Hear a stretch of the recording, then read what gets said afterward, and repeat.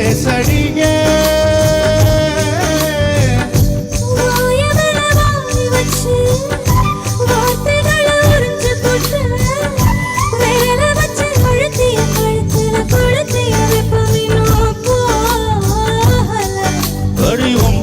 soap இல்ல கணக்கா கூட கருப்பு இல்ல நீ தீண்டும் இடம் நித்திக்குமே இனி பாக்கி ஒழுங்கும் செய்ய வேண்டும் பாகியமே உருப்பு சுருத்தவளே